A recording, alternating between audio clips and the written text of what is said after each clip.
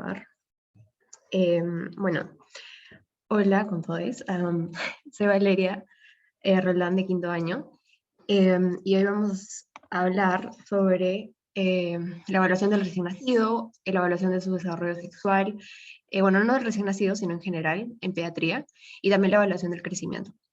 Entonces, bueno, para los que recién entraron, vamos a utilizar para resolver las preguntas PolyEverywhere. Solamente tienen que entrar a polyeverywhere.com y poner este código de aquí. Igual se lo voy a estar recordando con cada pregunta. Y es totalmente anónimo, así que no se preocupen. Entonces, para empezar, hablar sobre los objetivos de esta sesión. Para mí es importante que esto sea como un checklist, y si es que algo falta me lo van a saber para tal vez... A ver, aquí me habla por el chat. Ay, gracias, Mariel.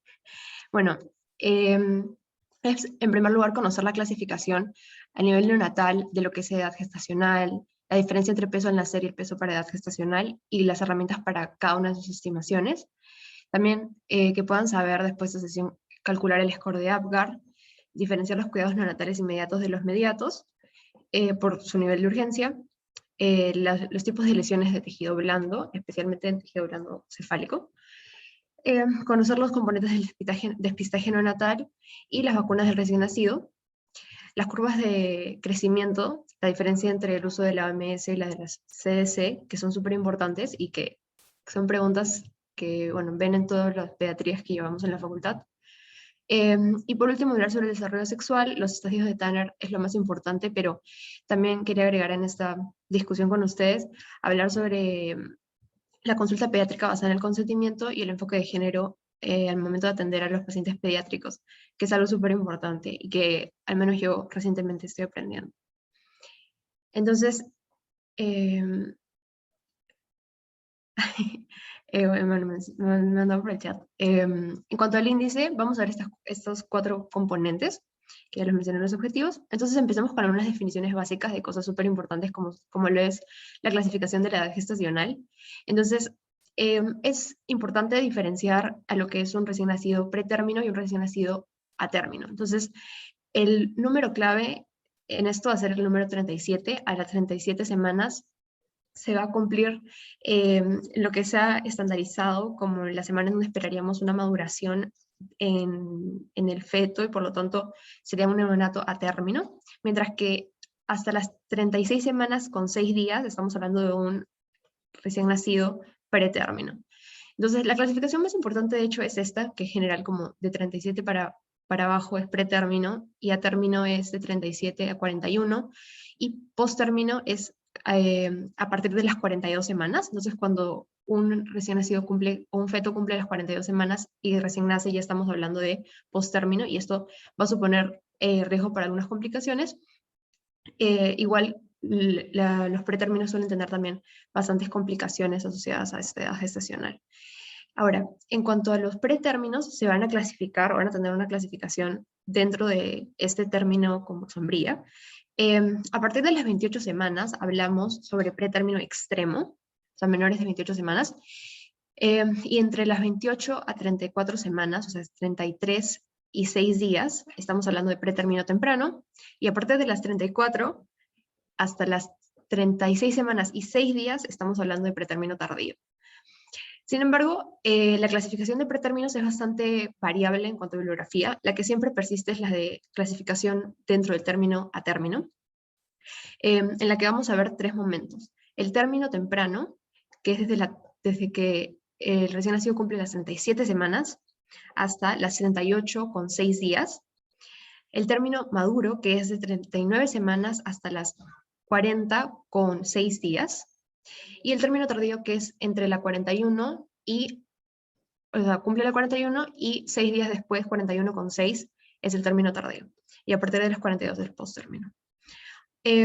Otro término importante es el límite de viabilidad, y esto va a ser importante porque es algo a considerar a los momentos de intentar persistir en la resucitación del neonato, que es algo que van a ver cuando lleven pediatría el próximo semestre y bueno, el próximo año también. Y es que a partir de entre las 23 y 25 semanas estamos hablando sobre el límite de viabilidad del neonato, y esto por el desarrollo en cuanto a sus sistemas, especialmente el sistema respiratorio, antes de estas semanas no vamos a tener el suficiente desarrollo como para sobrevivir en el medio extrauterino. Y esto también es compatible con un peso de 500 gramos. Sin embargo, esto varía en cuanto a establecimientos. Por ejemplo, en el Hospital Cayetano se manejan pesos de hasta 700 gramos, entonces a veces menos de eso, resucitar va a ser algo que más bien podría prolongar de forma innecesaria la vida del neonato, más que sea un intento válido de resucitar. Entonces, a tomar eso en consideración. Entonces podemos hacer esta pregunta, que pueden decirme en el chat o pueden prender su micro. Bueno, también he puesto el poll, entonces... no, creo que para este no puse el poll. Entonces pueden ponérmelo en el chat o prender su micro, pero con esta foto nomás, ¿qué me podrían decir de la edad gestacional de este recién nacido?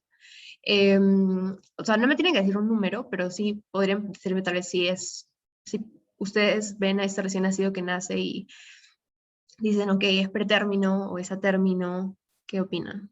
A ver, en el chat mencionan pretérmino, ok, una persona menciona pretérmino. ¿Alguien se anima con otra opción, o tal vez están de acuerdo?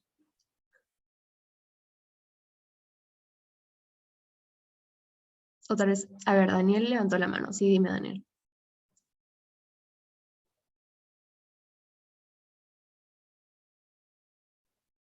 ¿Daniel?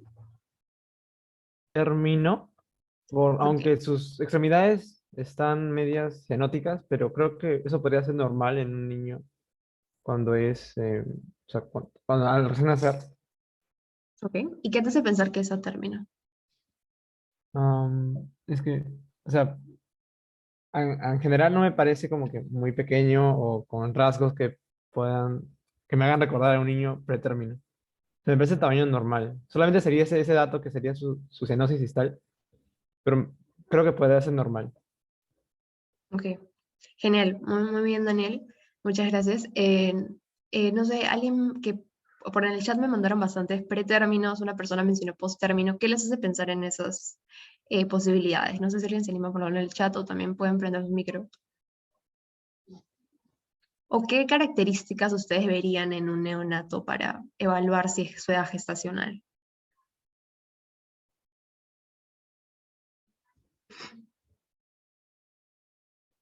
Y esa pregunta en realidad es bastante interesante, porque cuando tú recibes al neonato, cuando bueno, estás ahí y nace, o sea, tienes que justamente ver estas características para tener una idea de más o menos, ok, este neonato va a tal vez necesitar resucitación o no.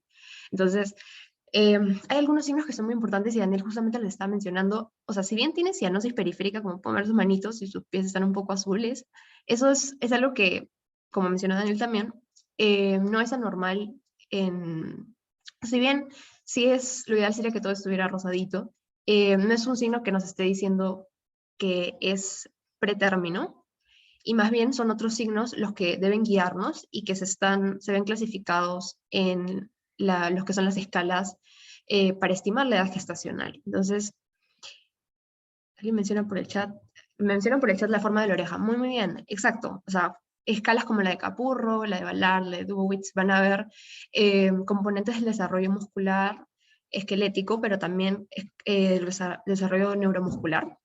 Entonces, como mencionaban en el chat, componentes como cuán desarrollada está la oreja, o cuánto está desarrollada la mama, flexión de los miembros también, exacto. O sea, el niño está flexionando sus extremidades, a diferencia de si estuviera totalmente hipotónico, que nos indicaría un menor desarrollo neuromuscular, y eso es más compatible con una edad gestacional menor.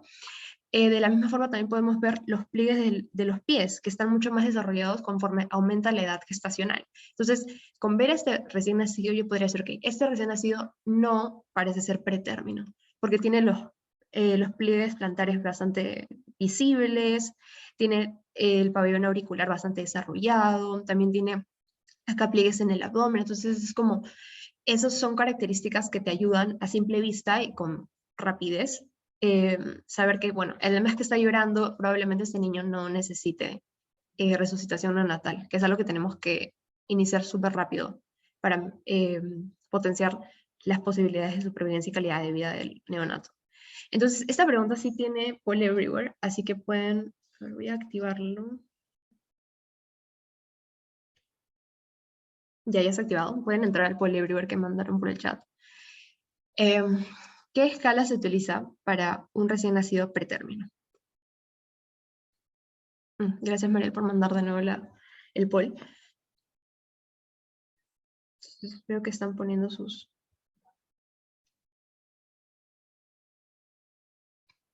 respuestas.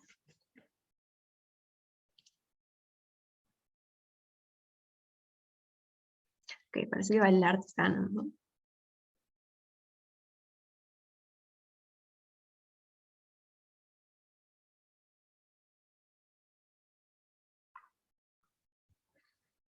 Por ahí que algunos se animan con Capurro.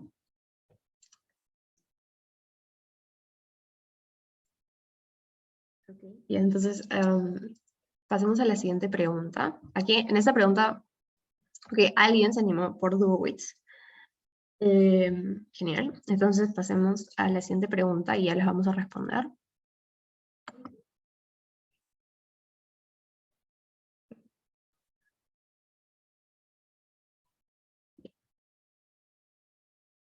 A esta pregunta, la escala de Capurro se usa en recién nacidos mayores de...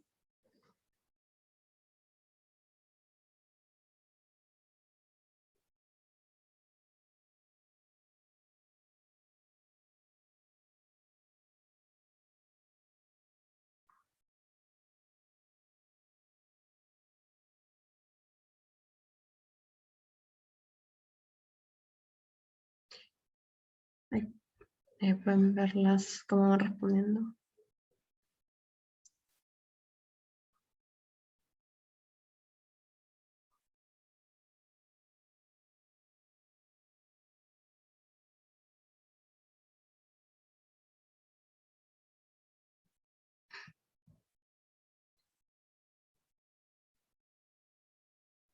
Ya, perfecto. Entonces, en esta acá ganó 36 semanas empatada con 37.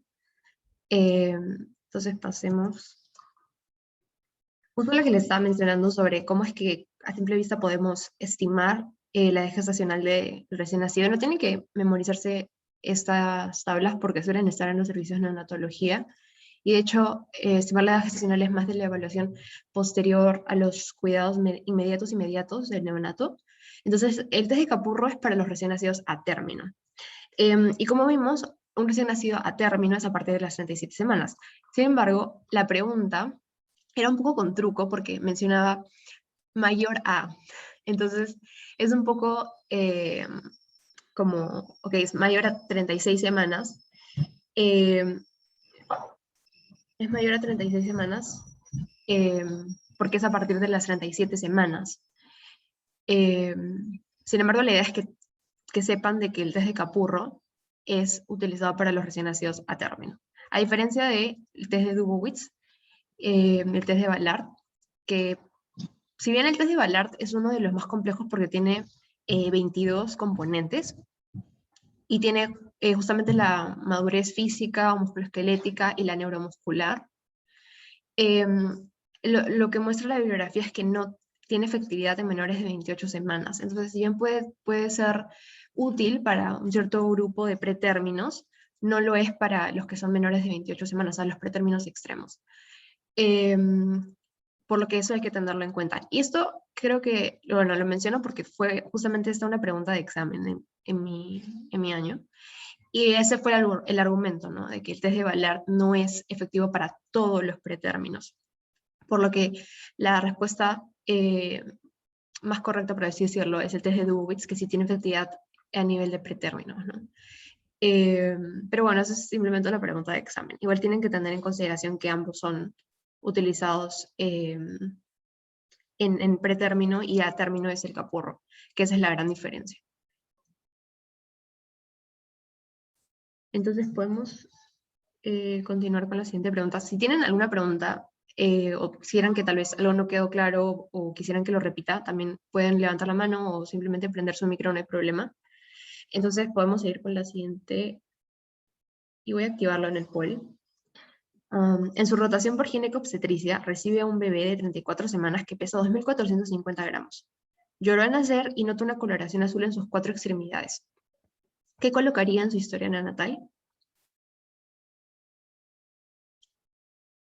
Entonces, ¿es un neonato a término tardío, pequeño para edad gestacional, o es un neonato pretérmino con peso normal, un neonato pretérmino tardío con bajo peso al nacer, o un neonato pretérmino temprano con muy bajo peso al nacer?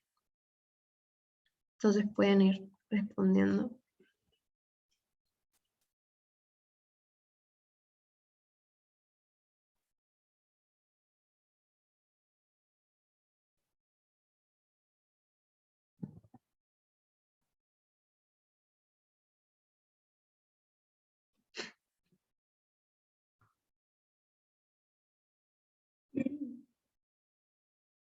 Sí.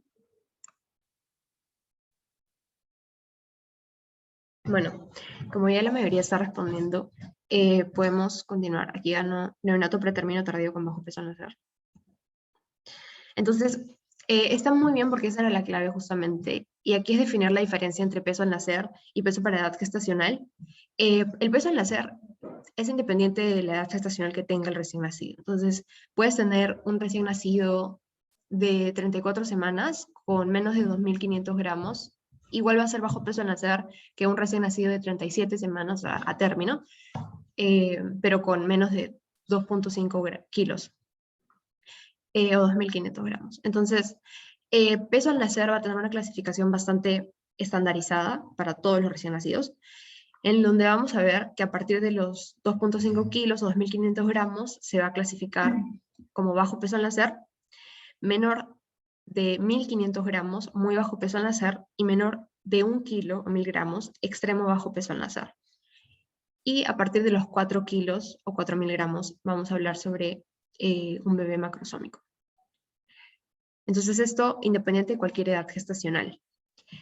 Y como mencionaba la pregunta, vemos que el recién nacido tiene 34 semanas, o sea, igual es independientemente a la edad gestacional. Entonces, independientemente de que tenga 34, 36 o 28, 2.450 gramos ya es menor a los 2.500, que es el límite para bajo peso al nacer. Y como está en 34 semanas, justamente vimos que a partir de las 34, de las 34 hasta las 36,6 días, estamos hablando de un pretérmino tardío, a diferencia de a partir de las 28 hasta las 33,6 días, que estamos hablando de un pretérmino temprano.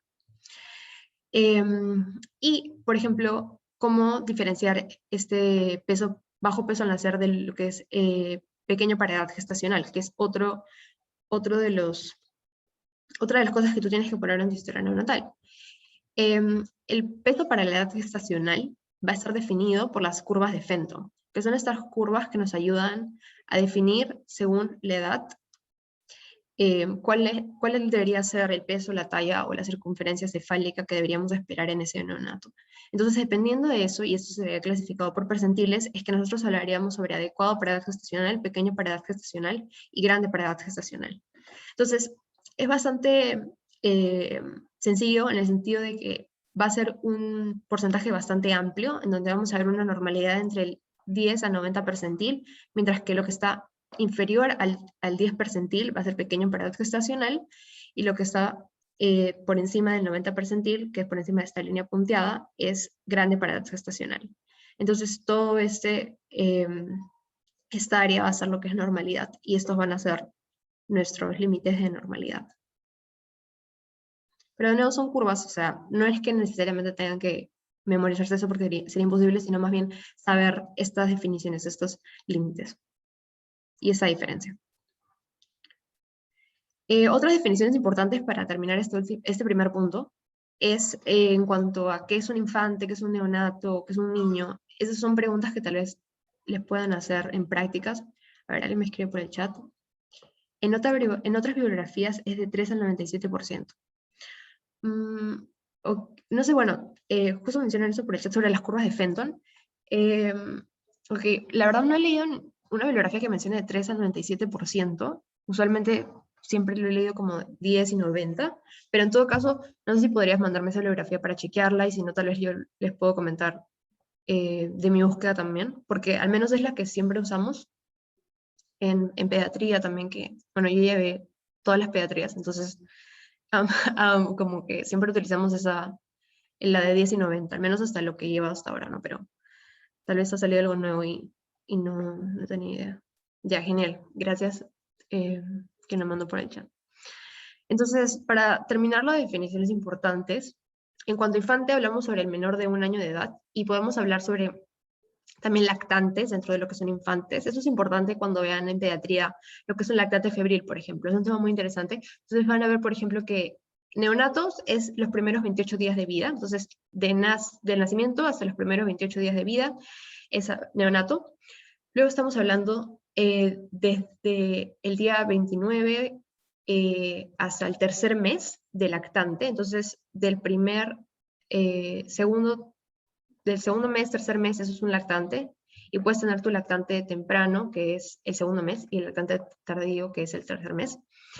Y esos son periodos críticos en cuanto a, por ejemplo, un niño que viene de 2 meses con fiebre, tú puedes sospechar de cosas muchísimo más graves que un niño de 3 meses que viene con fiebre, en donde tu probabilidad de sospecha de algo que podría poner la vida en riesgo del paciente es un poco menor.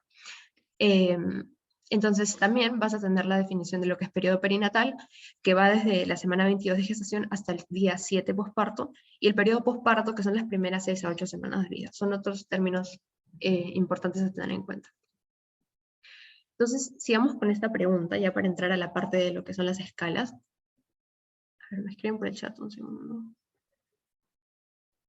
Sí, si podría repetir lo de la semana según cuando es pretérmino, tardío y temprano. Sí, claro. Entonces, volvamos a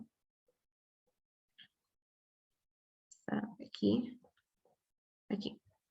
Entonces, en cuanto a la clasificación, sí, justo María Julia mencionaba que había leído sobre pretérmino leve, moderado y severo, sí. En verdad, lo de pretérmino varía un montón en cuanto a bibliografías. Sí, yo también había leído lo de pretérmino leve, moderado, severo. Esta clasificación es de un manual, que de hecho me pasó Eduardo Pérez Roca, que es un estudiante de sexto año que sabe bastante pediatría y que les va a dar la siguiente clase en cuanto a, bueno, la siguiente discusión de casos. Pero en realidad creo que varía dependiendo de las bibliografías. Y supongo que ambas son válidas. Pero también es válido lo que me mencionas de pretérmino leve, pretérmino moderado, pretérmino tardío. De hecho, la clasificación de pretérmino temprano y pretérmino tardío es la que a mí me enseñaron en semiología. Eh, Sin embargo, como te digo, la otra también es válida, pero esto es más variable que esto. Entonces, usualmente la clasificación de término es la que siempre se va a mantener igual en todas las bibliografías y es usualmente la que más preguntan porque justamente es la que es homogénea. En cambio, la de pretérmino leve, moderado, tardío, la diferencia de temprano y tardío es bastante variable. Pero sí, es válido también. Eh, entonces, usualmente se habla más de pretérmino extremo y solamente término temprano, maduro y tardío. Sí. Y entonces volvamos a la pregunta que estamos, sí, a esta pregunta de aquí. Ya activé el poll. Entonces, es una pregunta donde habla sobre un recién nacido de 32 semanas de gestación, de 2.350 gramos de peso, que nace con una frecuencia cardíaca de 168 latidos por minuto y una frecuencia respiratoria de 88 respiraciones por minuto. En la examinación física es evidente cianosis en extremidades y tiene tono disminuido, pero extremidades flexionadas y ando entrecortado. ¿Cuál es su score de APGAR?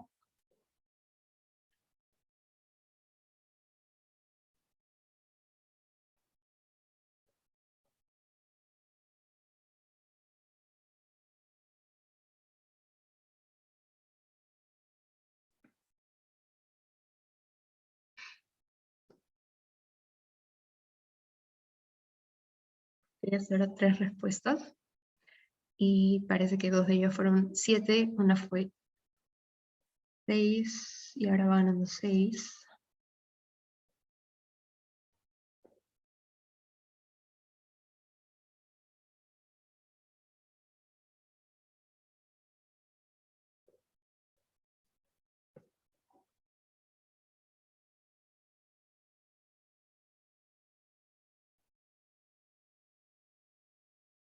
Ya, 30 segundos más para que llegue hasta 20 respuestas. Y una persona dice 9, una persona dice 3, pero está ganando 6. Ok, entonces aquí estaba bastante peleado. Eh, y a ver, hagamos este otro ejercicio para también calcular el APGAR. Pero en este caso es un recién nacido de 28 semanas de gestación, de 1000 gramos de peso, que nace por cesárea de emergencia, pues su parto se complicó con un prolapso de cordón. Su frecuencia cardíaca es de 70 latidos por minuto, no respira, tiene cianosis generalizada y se encuentra hipotónico. Intenta estimularlo con pataditas en su pie y frotes en su espalda, pero no hay respuesta de irritabilidad refleja. ¿Cuál es su score de APGAR?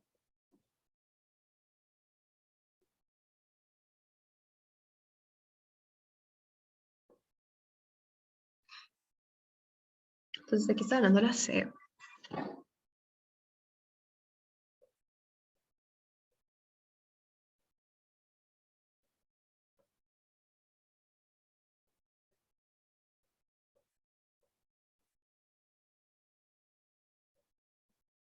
O sea que aquí hay un poco más de consenso, pero igual ha estado por ahí peleado. Entonces, hablemos sobre el score de APGAR, que es súper importante y es una pregunta súper típica.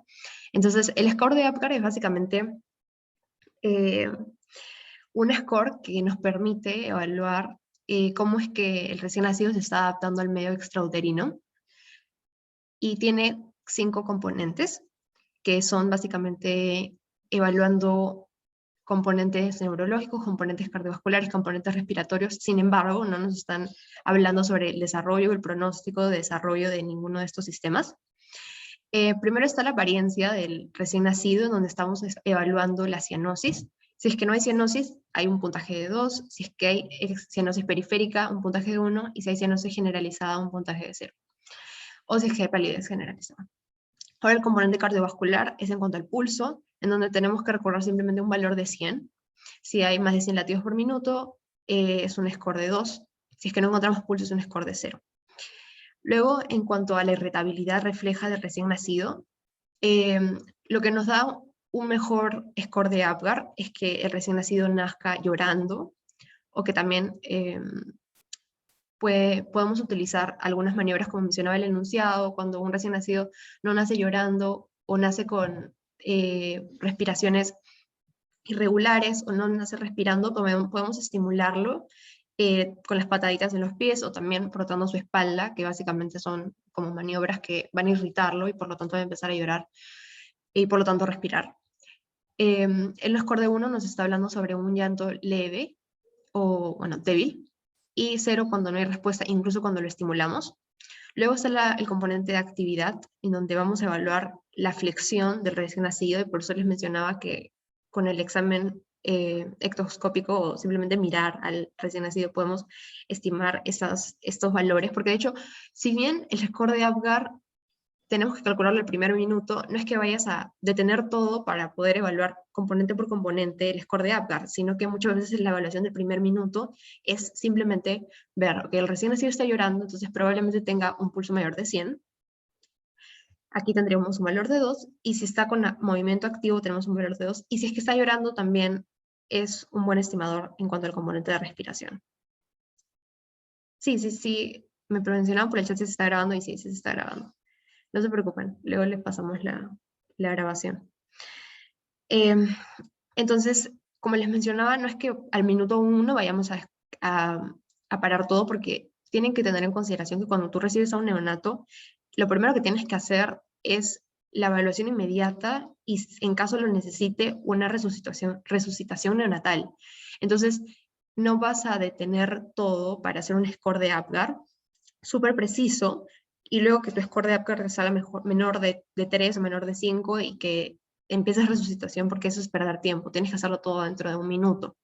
E iniciar la ventilación a presión positiva, en caso no responda, tienes que iniciar con presiones, todo eso.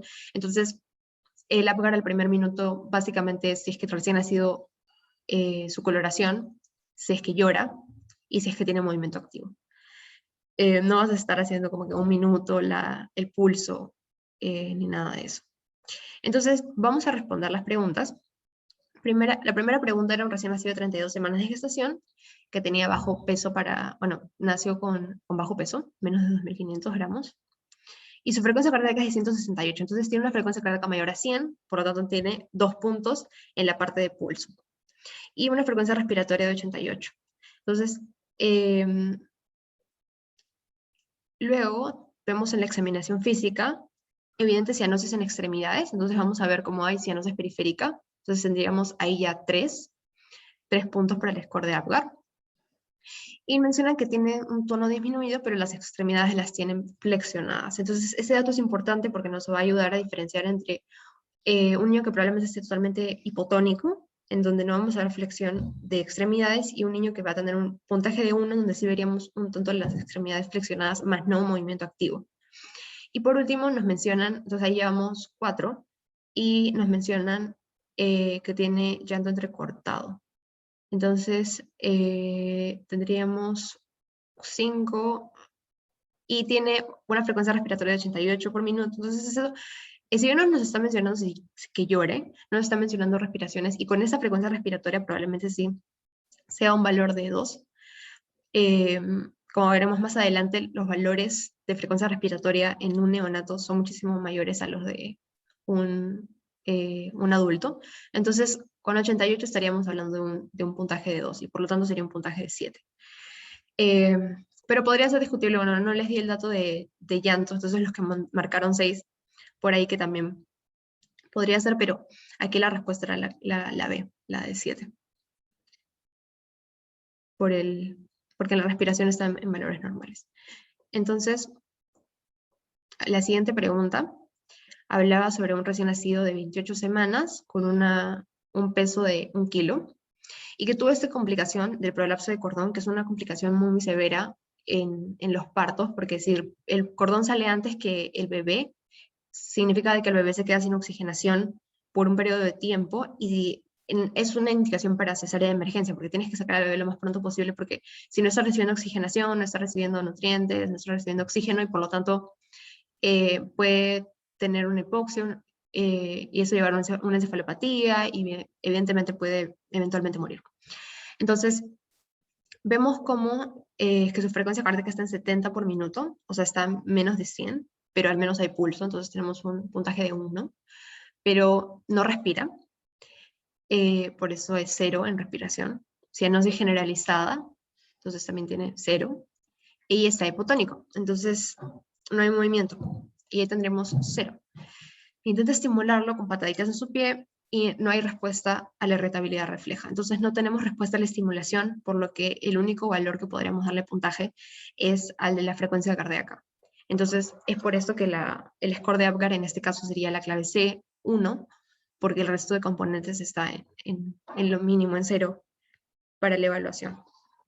Probablemente este neonato necesite, bueno, no probablemente, seguramente, o sea, 100% que va a necesitar resucitación neonatal, porque no está respirando.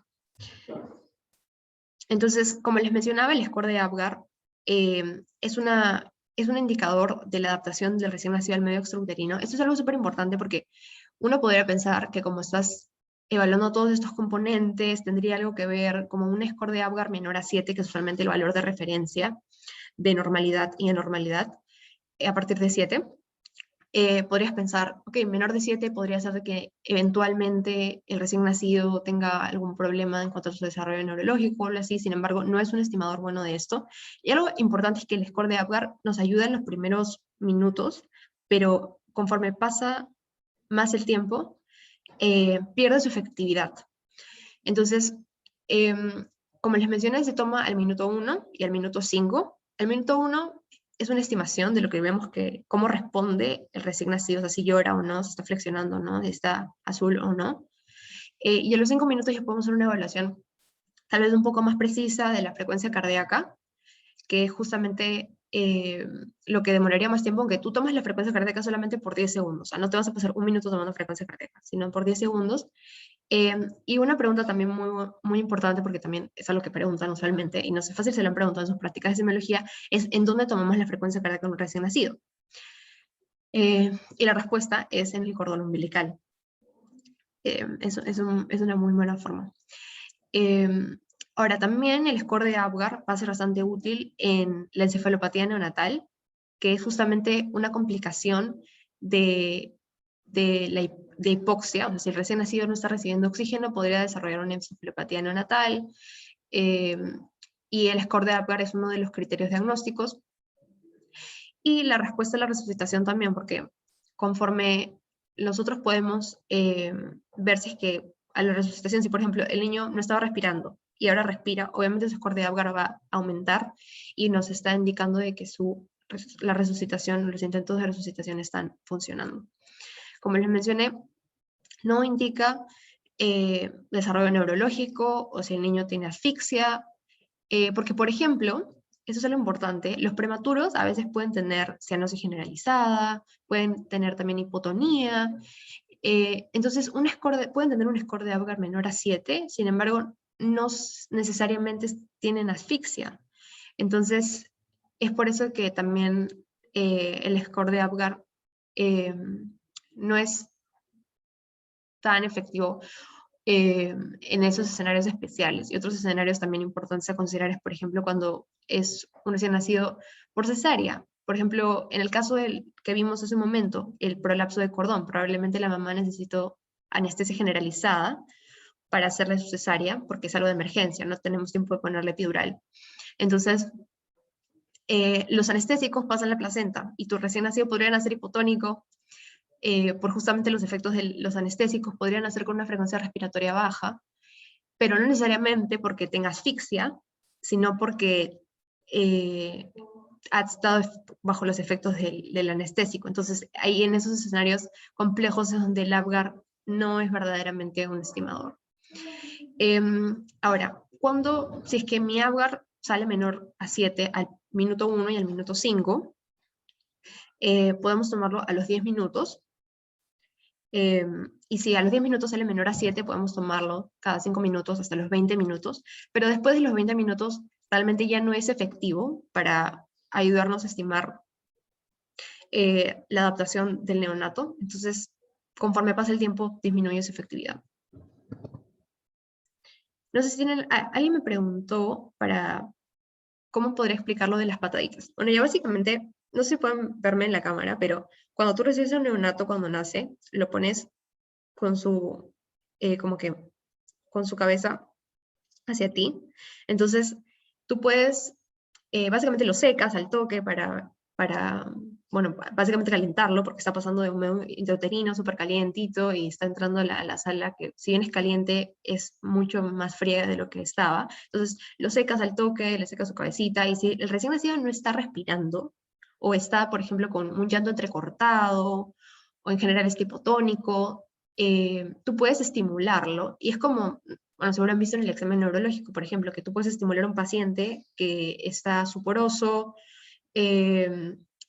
con algunas técnicas como el frote esternal, o también presionando sobre su uña, que son estímulos dolorosos básicamente. Entonces, el, el, el componente equivalente en el neonato son las pataditas, que simplemente levantar su pierna y darle pataditas en su pie, así. O sea, y tiene que ser, obviamente, no para hacerle daño, pero sí tiene que ser golpes importantes para estimularlo, no tiene que ser algo súper suave tampoco. Y lo más efectivo es voltear al neonato y frotarle con la toalla con la que lo está secando también su espalda. Entonces, frota su espalda y así es como también puedes generar irritabilidad refleja. Entonces, usualmente un neonato que puede estar un poco soporoso, para ahí que puede ser un pretérmino que puede también nacer un poco soporoso, también un parto por cesárea, por ejemplo, en donde no hay todo el componente estresante de pasar por el canal del parto. Entonces, puedes estimularlo con eso y va a usualmente empezar a llorar porque le está fastidiando lo que le estás haciendo. Entonces, no sé si ahí quedó más claro, simplemente son pataditas enérgicas y frotarle la espalda. Es tan simple como eso. Bueno, entonces continuamos. Si no tienen preguntas sobre hasta acá, podemos continuar. No sé si ustedes tuvieron una clase de leche materna. Por favor me lo confirman porque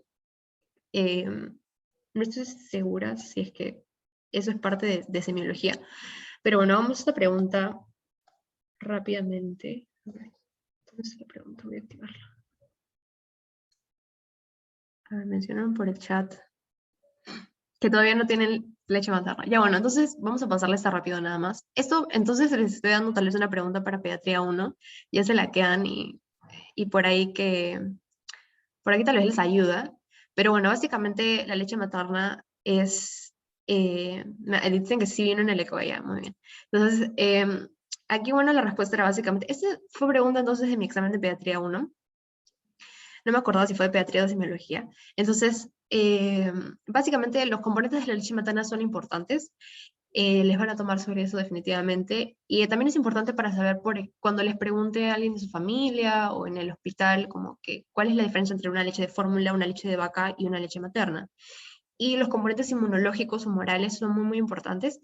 De hecho, la inmunoglobulina más abundante en la leche materna es la inmunoglobulina A, y por eso que la clave D es la clave de aquí.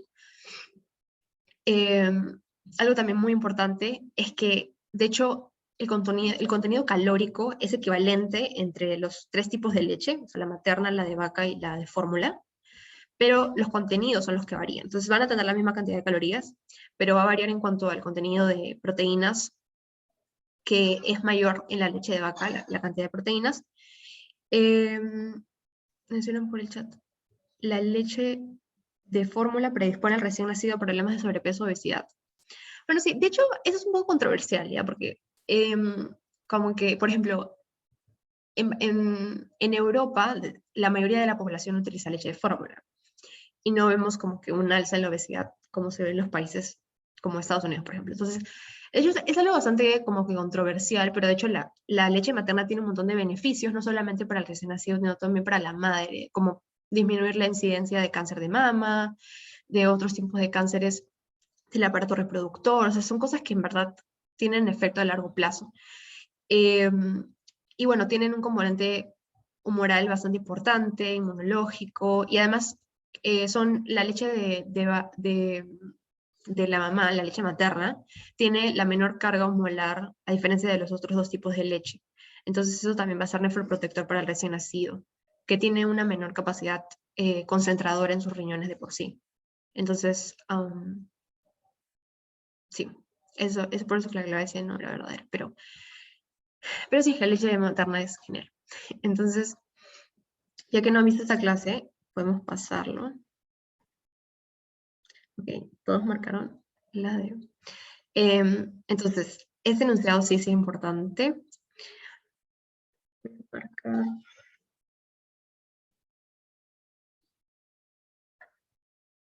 Acá está. Voy a marcar la parte. A ver, mencionan por el chat. ¿Puedes repetir el efecto nefroprotector? Sí. Básicamente es que una diferencia entre la leche materna y la leche de vaca y la leche de fórmula es su carga osmolar. O sea, su concentración, básicamente, como que cuántas moléculas tiene por unidad de volumen. La leche materna tiene la menor osmolaridad, a diferencia de la leche de vaca y la leche de fórmula que tienen mayor osmolaridad. Entonces, una mayor carga osmolar va a impactar más a los riñones porque van a tener que reabsorber más también. Con mayor carga osmolar también van a tener que reabsorber más, entonces los van a poner a trabajar más. Y esto es nefroprotector en el caso de la leche materna porque tiene menos carga osmolar. Entonces va a cuidarte a tus riñones que recién se están desarrollando en el neonato.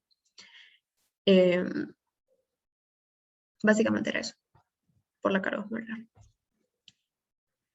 Entonces, esta siguiente pregunta. Un recién nacido de 38 semanas de gestación nace con 2.710 gramos de peso de una madre de 26 años de edad con una fórmula obstétrica G2 para 2. La gestación y parto no tuvieron complicaciones. Inició lactancia materna. ¿Cuál de los siguientes suplementos es más importante para prevenir una condición potencialmente letal?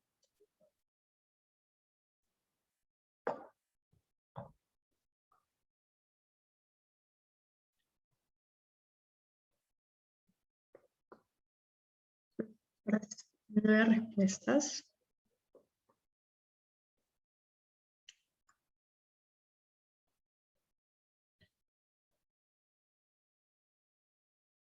Genial. Entonces, sí.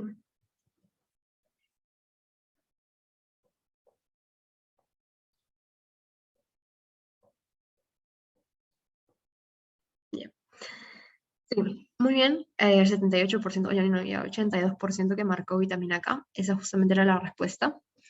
Algo importante también en semiología es lo de la fórmula G2 para 2. Simplemente para recordarlo súper rápidamente. Em, G es gestaciones, entonces, bueno, significa acá que la mamá ha tenido 2 gestaciones y probablemente depende de la historia en donde estás hablando, porque si tienes tu historia obstétrica, si es que el niño, o sea, si tienes tu historia obstétrica, vas a contar a la misma gestación que está teniendo la mamá en ese momento, pero si tienes, por ejemplo, tu historia perinatal, o sea, del neonato, eh, no vas a contar a la gestación del neonato, porque estás hablando de las gestaciones previas. Luego P es de recién nacidos a término, A es recién nacidos pretérmino, R es abortos, embarazos ectópicos, embarazos molares, o también se habla de lo que es un óbito fetal a partir de las... Bueno, en semiología me acuerdo que me hablaron sobre esa diferencia de aborto es cuando es menor a 20 semanas y óbito fetal es cuando es mayor a 20 semanas, pero de hecho, justo ahora que estoy llevando gineco, aprendí que esta clasificación ha cambiado recientemente y es más bien a partir de las 23 semanas, me parece, 25 semanas. Me pregunto si puedo explicar sobre los embarazos molares. En verdad no es el tema y tampoco les van a preguntar sobre eso, así que no se preocupen. O sea, básicamente un embarazo molar es como, eh, es más bien como un, o sea, la mamá puede pensar, bueno, no es mamá porque realmente no está embarazada, sino básicamente es un tumor que va a secretar hormonas que te van a hacer pensar que estás embarazada, pero que realmente no estás embarazada, sino más bien es un tumor en lugar de un feto. Entonces, eso básicamente es un embarazo molar. Entonces, eh, sí, pero se considera dentro de aborto en la, en la fórmula obstétrica. Y A es nacidos vivos. Entonces, ¿cuántos nacidos están vivos actualmente? Para que lo tengan en cuenta. Gestaciones, a término, pretérmino, abortos, óbitos, ectópicos, molares y, por último, los nacidos vivos. ¿Cuántos están vivos actualmente? Pero bueno, volviendo a la pregunta, un recién nacido a término que nace con, bueno, buen peso, tal vez no para su edad, pero no está con bajo peso. Por el chat me preguntan, ¿no debería ser tipo P2P002? Claro, o sea, acá, o sea, lo había cortado, porque acá si quisieras hacerlo completo sería G2P0A0R0. Bueno, claro, acá faltaría, por ejemplo, saber si es que es pretérminos o a término, ¿no? Pero la idea es que dos están vivos. Claro, significa que dos están vivos actualmente. Entonces tendríamos que saber, por ejemplo, estas gestaciones nacieron a término o pretérmino. Pero sí, claro. O sea, es que usualmente cuando son ceros no lo consideras.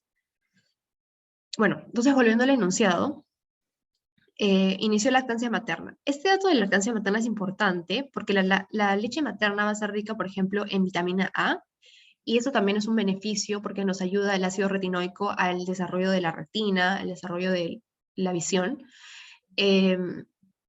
Y por otro lado, vamos a tener que la leche materna no es rica en vitamina K, de hecho es deficiente en vitamina K. Entonces, esto va a ser una desventaja y es una de las razones por las que en los cuidados neonatales mediatos vamos a tener que nosotros darle vitamina K intramuscular al recién nacido, como veremos ahorita.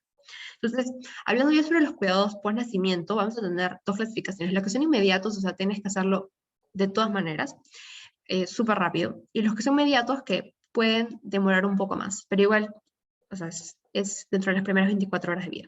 Entonces, los cuidados inmediatos, estamos hablando del contacto precoz, que idealmente tiene que ser entre los primeros 50 a 110 minutos, la puntuación del Apgar, también tenemos que obtener el pH de cordón umbilical, que también es otro indicador de encefalopatía neonatal, y es, bueno, lo tienes que sacar de la arteria umbilical, que bueno, son dos arterias realmente, son chiquitas, y el clampaje tardío de cordón, que es un beneficio porque si bien técnicamente un riesgo del clampaje tardío del cordón es la policitemia, porque estás básicamente retornando la sangre del cordón a la circulación fetal, un beneficio es que se ha visto es que disminuye la incidencia de anemia.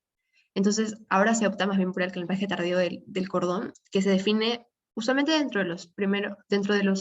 hasta que el cordón deja de latir, ahí lo podemos clampar, o también dentro de los primeros 2 minutos, pero no inmediatamente cuando el recién nacido nace. Y luego está la lactancia en la primera hora de vida, que también es importante. Y bueno, dentro de los cuidados inmediatos, evidentemente va a estar la resucitación en caso el recién nacido lo necesite. Y los mediatos son justamente el objetivo de esta pregunta, que es la profilaxis. Vas a tener profilaxis con oftalmia neonatorum para evitar la conjuntivitis. Bueno, la oftalmia neonatorum es justamente la conjuntivitis neonatal. Y también está la administración de vitamina K intramuscular para lo que es prevenir la enfermedad hemolítica del neonato. Perdón, la enfermedad hemorrágica del recién nacido, del neonato. La hemolítica es por incompatibilidad de RH usualmente con la mamá, que es otro tema aparte. Entonces, la vitamina K es importante porque cuando tenemos recién nacidos, su función hepática todavía es inmadura, entonces no van a tener las enzimas lo suficientemente en cantidad en cuanto a desarrollo para producir la vitamina K, porque es el centro donde se produce.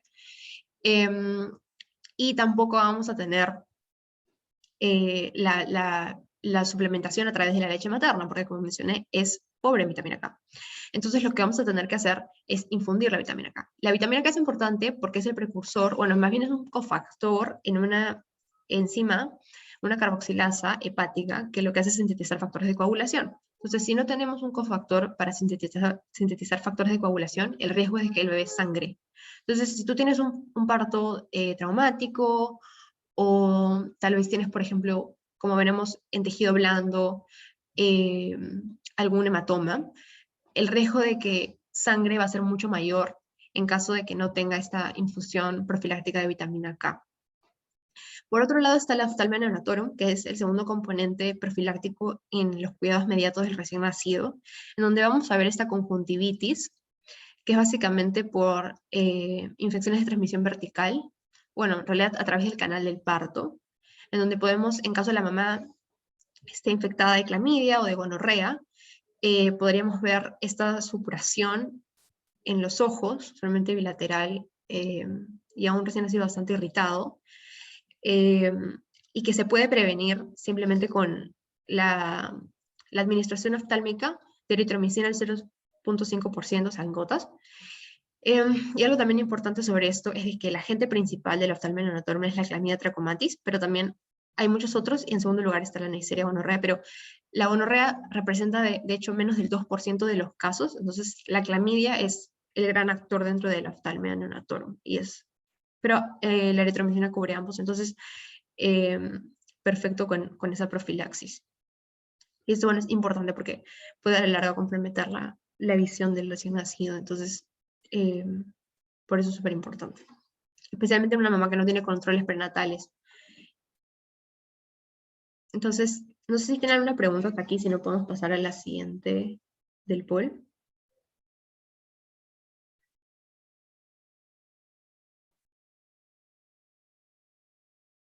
Ok, entonces pasemos a la siguiente del poll.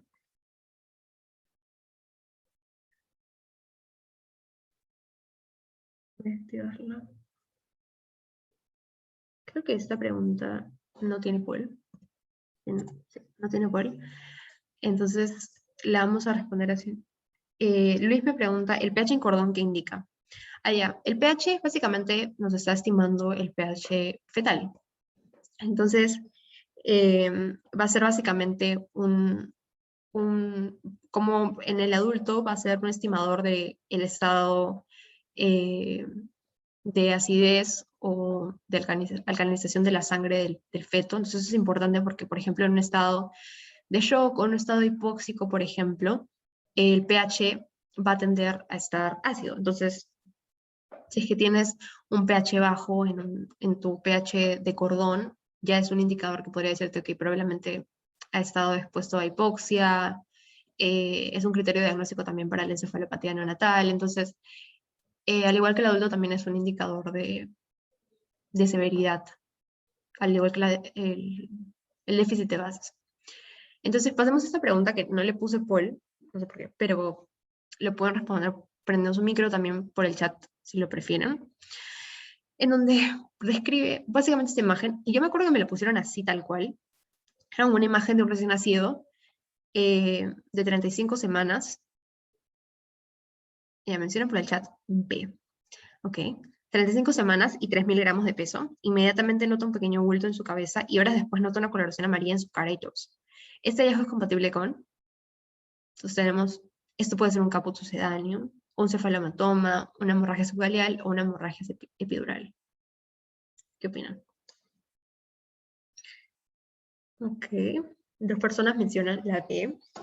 ¿Alguien difiere, tiene otra opinión? No sé. Okay, una persona menciona la A, la B. Me preguntan, ¿respeta suturas? Solamente estoy poniendo la foto, así, tal cual. Así tal cual me vino, ¿verdad? Y yo me acuerdo que estaba un poco frustrada por eso. Okay. Luis menciona cefalomatoma porque genera ictericia. Y eso está muy bien. De hecho, claro, o sea, ¿cómo diferenciar un caput sucedáneo de un cefalomatoma? Son bastante similares y además porque, bueno, justamente ambos usualmente se presentan al nacimiento, usualmente el caput es el que va a ser más va a estar en su forma más, por ese pico de su tamaño, por así decirlo, al nacimiento. El cefalomatoma puede estar a partir del nacimiento, pero puede también aumentar. Y claro, acá el punto clave es que hay coloración amarilla en su cara y torso que nos está indicando probablemente un proceso hemolítico, consecuencia de una hemorragia. Entonces el caput, como seguro mencionaban por el chat o aludían, es más un edema, mientras que el cefalomatoma, como su nombre indica, es sangre, al igual que la hemorragia subgaleal. Entonces, ¿cómo diferenciar esos tres? Y me parece genial que hayan preguntado sobre lo de respeta suturas, porque es otro de los componentes bastante importantes. Entonces, en la foto se veía de que realmente sí respeta suturas, o sabemos cómo es que acá justamente está como la línea media y solamente está a un lado de la cabeza de este pequeño. Entonces, sí respeta suturas y tiene el dato de la ictericia. Entonces ya nos estaríamos como que diciendo que esto es un cefalomatoma. Otras características importantes es que, bueno, el caput no respeta suturas y el hematoma subgaleal tampoco. El hematoma subgaleal usualmente se extiende hasta la zona cervical. Algo también importante es considerar las capas, porque el caput sucedáneo es algo que está debajo de la piel nada más, mientras que el cefalomatoma ya estamos hablando de una capa superióstica, y el hematoma subgaleal, al igual que el caput, está simplemente debajo de la piel y es lo que justamente le permite extenderse por debajo hasta la zona del cuello. El que solamente sea debajo de la piel y no sea superióstico, que es justamente lo que limita el cefalomatoma que ni siquiera pueda pasar suturas. Algo también súper importante es la diferencia entre estos tres en cuanto a el tiempo en donde aparecen y donde están en cuanto a su máximo tamaño, porque el caput es donde el recién nacido nace con el caput. Entonces, nace ya con el caput y no va a tender a variar en tamaño más que disminuir las primeras 48-72 horas de vida, mientras que el cefalomatoma puede aparecer al nacer, pero va a tender a aumentar y su resolución va a demorar más. Y bueno, el hematoma subgaleal, que es justamente el que se demora más en aparecer desde el momento del nacimiento y que también se va a demorar un par de semanas en desaparecer. Y el hematoma subgaleal, perdón, por hacer sangre debajo de la piel nada más y por lo tanto tener la potencialidad de extenderse a varias zonas y por lo tanto es una hemorragia importante, es justamente el que tiene mayor riesgo de complicaciones. Especialmente si, por ejemplo, no le das una profilaxis de vitamina K a la mamá. En esos casos el riesgo de que sea una hemorragia masiva es mucho mayor. Entonces tengan en cuenta esta tablita para diferenciarlos. Entonces ahora pasemos a los que son vacunas. ¿Cuáles son las contraindicaciones para las vacunas del recién nacido? Una pregunta. Ya está en el pueblo. Entonces, ¿cuándo no le darías las vacunas al recién nacido? Y aquí, bueno, básicamente ya les estoy diciendo cuáles son las vacunas del recién nacido. Me dicen por el chat. Ya. Acá puse el poll, así que pueden ponerlo en el poll, pero ya una persona me respondió por el chat. Muy bien, persona que me responde por el chat.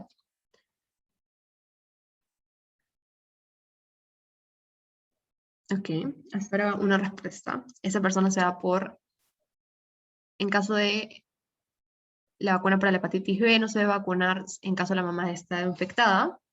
Entonces, básicamente en neonatología lo importante es de que las vacunas en las primeras 48 horas de vida deben ser la vacuna de la BCG, que es algo que, bueno, se hace en países endémicos como el nuestro todavía, pero en otros países en donde la tuberculosis no es endémica, pues no se acostumbra. Y luego está también la vacuna contra la hepatitis B, que son las dos vacunas que se dan al momento de nacer, al recién nacido. En un momento les mostraré mi esquema de las vacunas, o como que el esquema de vacunación, que es algo que es súper, súper importante. Entonces, acá está peleado. La alternativa A está ganando por ahora. Alguien se anima con, bueno, algunas personas se animan con que no se debe vacunar recién nacidos con peso menor a 2000 gramos. Y otro grupo se anima en que la vacuna contra, contra el virus de la hepatitis B y la BCG están contraindicadas en menores de 33 semanas. Ok, entonces les voy a dar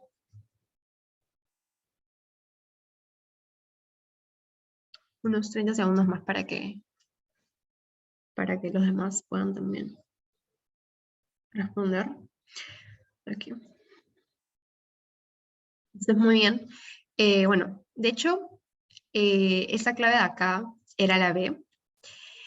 En caso de la clave A, de hecho, cuando la mamá está infectada y no le has podido dar, no le has podido vacunar antes del tercer trimestre, porque, o en general no ha tenido controles prenatales, igual el riesgo de que por recién nacido tenga hepatitis B es alto. Entonces, lo que tú más bien tienes que hacer cuando tienes un recién nacido con una mami infectada, lo que haces es vacunarlo más bien, y también le tienes que dar una inmunoglobulinas para que justamente, eh, como inmunoglobulinas contra la hepatitis B. Entonces le das como que una doble inmunización, en lugar a no darle inmunización, que es justamente la alternativa A.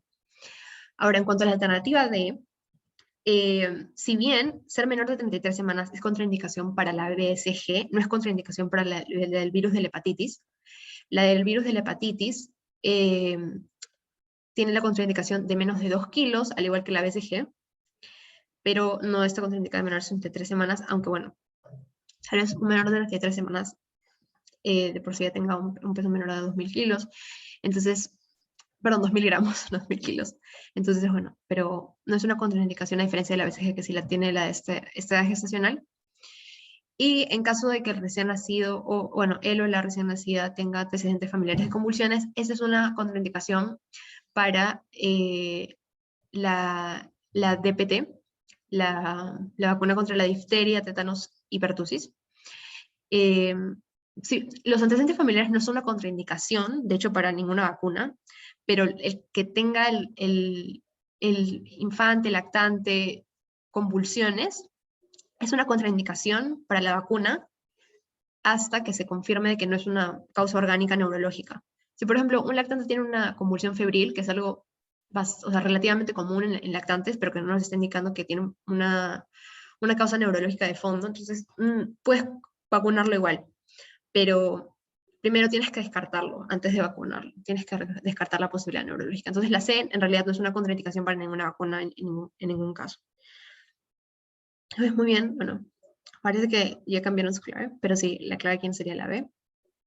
Entonces, quería bueno, mostrarles justamente, ese es mi esquema de vacunas, que como que siempre me ha ayudado a recordar, y aquí es como que siempre lo que siempre me han preguntado, de hecho, sobre vacunas, que son básicamente el panel de vacunación a los 2 meses, 4 meses, hasta los 18 meses, y la de los 15 meses, que es la antimalárica, que solamente tiene una dosis, la única de los 15 meses, y bueno, básicamente que está con colores, qué tipo de vacuna es cada uno, que es una pregunta también importante, o sea, saber, por ejemplo, las que son vivas atenuadas, que, por ejemplo, la del polio, y el componente de la pertusis, entonces son básicamente componentes que tienen una mayor posibilidad inmunológica que, por ejemplo, una vacuna de un patógeno muerto. Luego también, y que bueno, pueden estar contraindicadas, por ejemplo, en algunos casos de inmunosupresión. Otra cosa también importante que saber en vacunas es la zona de administración. La BCG es la única que va a ser intradérmica, y además es importante saber que la BCG es la que se administra en el deltoides, a diferencia de el resto de vacunas que usualmente van a ser en la zona muscular, perdón, en la zona del muslo, eh, bueno, en los menores de 2 años, a diferencia que, bueno, ya empiezas a poner vacunas a mayores de 2 años, que usualmente son los refuerzos, en la zona del hombro. Entonces van a haber 2 vacunas que van a tener administración en deltoides, pero la más importante es la BCG, especialmente para el neonato, y ya tu hepatitis B que va a estar en el muslo. Y bueno, la mayoría de hecho son intramusculares. Entonces podemos pasar a la siguiente pregunta. ¿Cuál?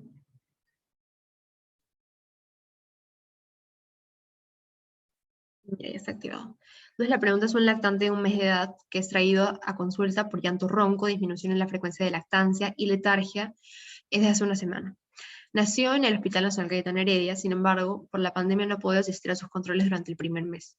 Sus mediciones antropométricas lo ubican en el percentil 95 de perímetro cefálico, percentil 50 en cuanto a talla y percentil 70 de peso.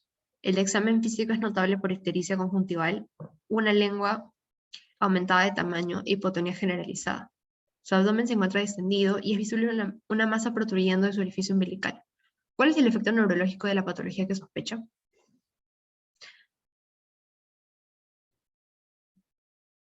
Entonces, le activé el poll. Esa pregunta, de hecho, se la robé a Eduardo, que nos hizo también una clase muy, muy buena de neonatología el año pasado. Entonces, muchas de mis diapositivas también han estado inspiradas en él. Y seguro que su clase la próxima va a ser genial. Entonces, este enunciado habla sobre un lactante ya de un mes de edad, ya pasado los 28 días de neonato, y que tiene unos signos bastante curiosos, porque nos habla de llanto ronco, nos habla de disminución en la frecuencia de lactancia, o sea, probablemente esté letárgico, un tanto somnoliento, y que además tiene ictericia.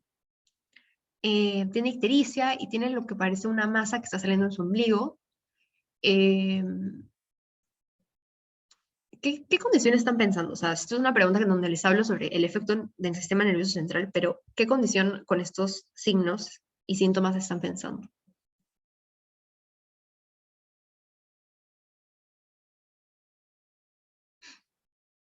Alguien por acá dice: Diego menciona hipotiroidismo congénito. Muy bien, muy bien, Diego. Sí, justamente es la condición que está describiendo. El hipotiroidismo congénito es una de las causas de ictericia prolongada que debemos tener más como prioridad en nuestro diferencial, porque van a ver cuando lleguen ictericia neonatal, que bueno, creo que es en pediatría 1, que van a haber 2 momentos en donde tú vas a clasificar la ictericia. La ictericia, las primeras 24 horas de vida, en donde tú tienes que lo primero que sospechar es una enfermedad hemolítica, en donde por una incompatibilidad de RH, el neonato podría entrar en una hemólisis y por lo tanto desarrollar una ictericia en las primeras 24 horas de vida. Eso es una emergencia, eso tienes que tenerlo siempre presente, 24 horas de vida. Y luego está la ictericia prolongada, en donde vas a tener una ictericia por más de 3 semanas, porque también es importante considerar que puedes tener una ictericia transitoria, porque también, por ejemplo, la leche materna y los mismos factores en cuanto a la fisiología del neonato van a predisponer a que haya una leve ictericia transitoria, porque los glóbulos rojos del neonato tienen un tiempo de vida media más corto, porque como mencionamos, el hígado todavía no está totalmente desarrollado como para poder hacer el metabolismo de la bilirrubina, entonces usualmente va a haber este predominio de bilirrubina que va a dar color a la piel y a la conjuntiva. Entonces, encontrar esta ictericia puede ser algo normal si es leve y si que no es en las primeras 24 horas de vida, y si que no es prolongada, como sería el caso de acá, donde vemos un niño de un mes de edad que tiene ictericia. Esto ya debe ser algo que nos debe llamar la atención, junto con los otros datos que nos están dando, que ya de por sí tienen que prender todas las alarmas, porque un niño que tiene somnolencia, que tiene letargia, y es algo que puede ser a sospechar de sepsis, por ejemplo. En los neonatos, en los lactantes también, los signos no son focalizados como en los adultos, en donde tú puedes decir allá, tiene disuria, esto es una infección urinaria. Pero en el neonato no te va a decir tengo disuria, te va a decir tengo más sueño de lo normal o estoy más irritado de lo normal. Eh, entonces es por eso que tienes que mantener todas tus posibilidades disponibles. Entonces, el hipotiroidismo congénito, como lo mencionaron, es una causa de ictericia prolongada junto con la atresia biliar, que son dos bastante importantes. Y el hipotiroidismo congénito es de suma relevancia porque el rol de las hormonas tiroideas en el desarrollo neurológico es bastante importante. Y de hecho, el hipotiroidismo es una de las causas reversibles de demencia, pero si es que estamos hablando del periodo neonatal, del periodo de lactante, el que no se corrija tempranamente puede llevar a un daño irreversible. Entonces, la hormona tiroidea tiene efectos bastante diversos en cuanto al desarrollo neurológico, empezando por la neurogénesis, mejora la mielinización, facilita la sinaptogénesis, la migración neuronal, que es importante porque si es que no hay migración neuronal se pueden crear focos leptógenos, donde básicamente luego tendrías como que un síndrome de convulsiones. Y Andrea me pregunta, me parece que podría desarrollar retraso mental si no se corrige. Sí, exacto. Una persona que no corrige bueno, si no corregimos el hipotiroidismo congénito en un lactante, un neonato, pues justamente puede haber retraso mental, otros problemas del neurodesarrollo. Entonces, estos son básicamente los componentes o los efectos que tiene la hormona tiroidea. Y es por esto, y por los efectos tan fatales que puede tener un hipotiroidismo congénito no tratado, y por lo tanto no diagnosticado tempranamente, que el hipotiroidismo congénito es parte del screening neonatal que se hace en las primeras 36 a 72 horas de vida. Y de hecho, el hipotiroidismo congénito, junto con la hiperplasia adrenal, congénita también, son dos de las mediciones que se hacen con bastante prioridad.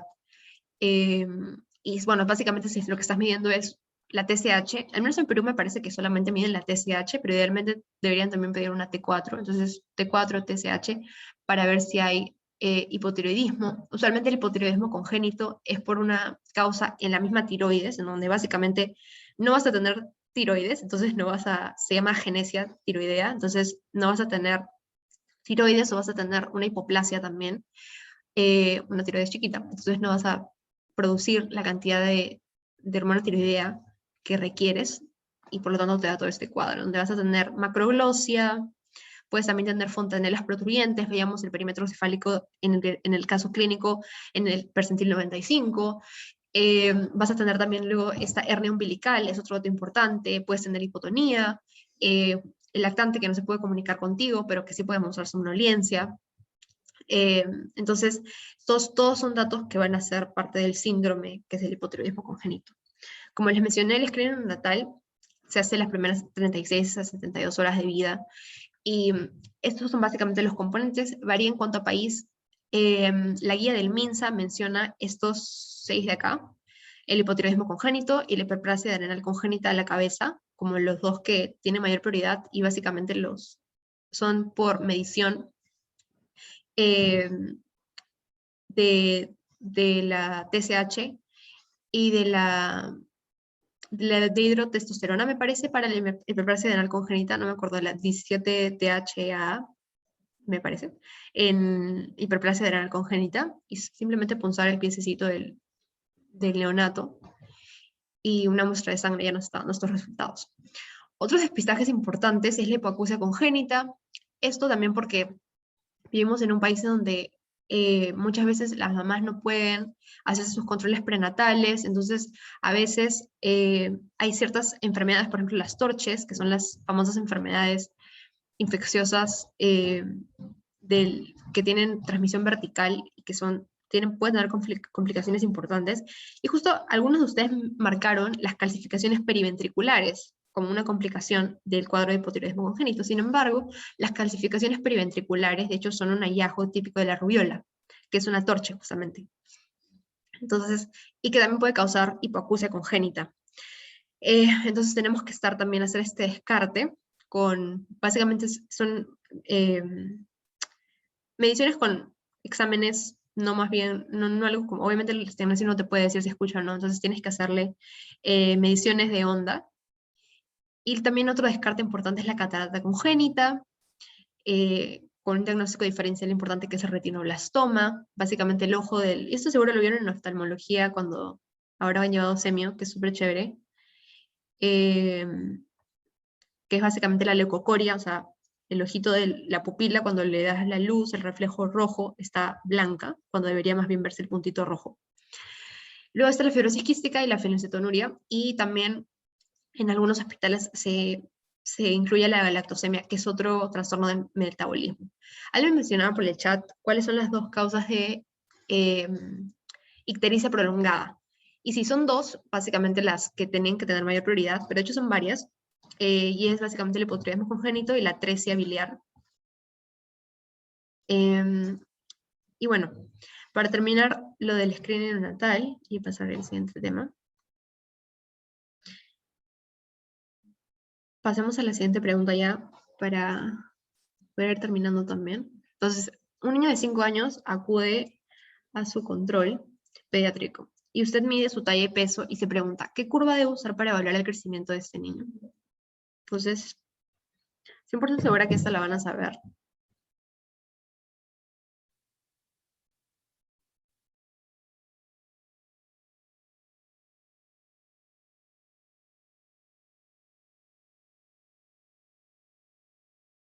Ya me mencionan por el chat, el doctor Van Baren mencionó algo de cierre tardío de fontanelas por alguna causa de tiroides. Sí, exacto, o sea, eso es otro signo del hipotiroidismo congénito. Las fontanelas protruyen. Bueno, básicamente no se cierran, entonces.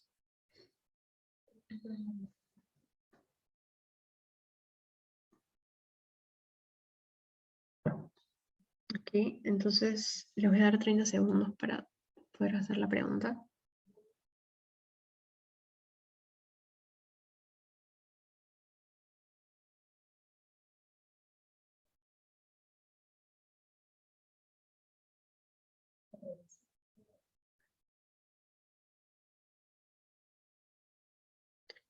Todavía no subimos las grabaciones. No sé dónde están, honestamente, lo de las grabaciones. Le voy a preguntar a Carlos, pero luego le digo que se los pase, porque no estoy segura dónde están. O sea, me dijo que había un link, pero no sé todavía. Ok, entonces podemos, ok, una persona se está animando con las curvas de la CS, pero la mayoría está marcando la de las de la OMS. ¿Alguien me podría decir por qué marcan la de la OMS? Ya, Juárez menciona, el link está en el grupo de la prom. Entonces ahí deben estar las diapos, y seguro también las grabaciones van a subirlas ahí. ¿Alguien se anima a decirme por qué marcó la clave A?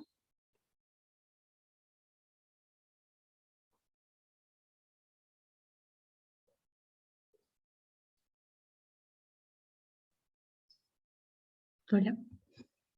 ¿Por qué la clave A y por qué no la clave B o la clave C o la clave D?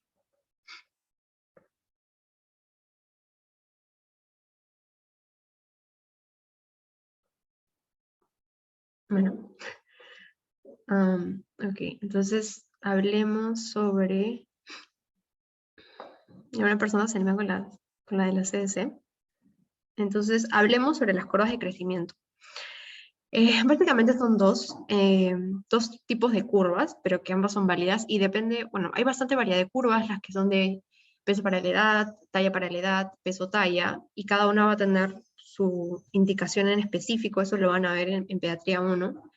Entonces, lo que vamos a definir en cuanto a la de la OMS y la diferencia con la de CDC es básicamente la forma en la que fueron diseñadas. Y eso seguro se lo mencionaron en clase también, de que la OMS utilizó varios países, de varios continentes, mientras que la CDC solamente hizo estudios en Estados Unidos. Entonces, la variedad o la diversidad de personas que utilizaron para sus estudios fue mucho más reducida.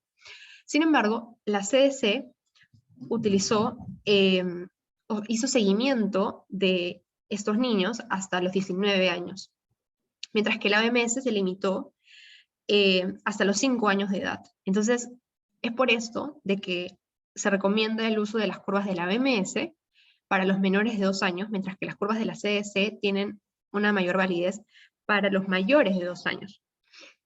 Es por eso que la clave acá era la de las curvas de la CDC, porque el niño tenía 5 años.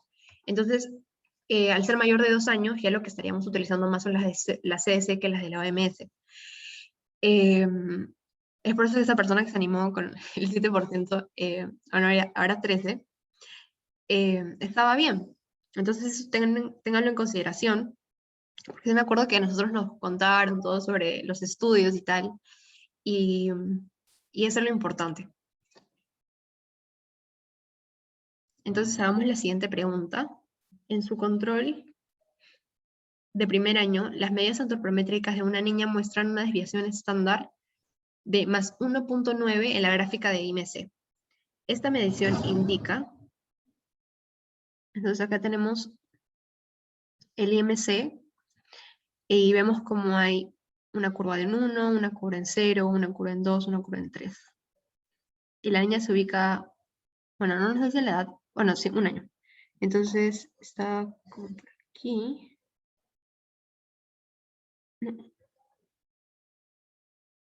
Entonces está como que en el límite de entre 1.9, 2. Entonces, ¿qué marcarían aquí? Ok, me responden por el chat. Vamos 7 respuestas. Entonces va ganando sobrepeso. Por ahí un grupo se anima a riesgo de sobrepeso.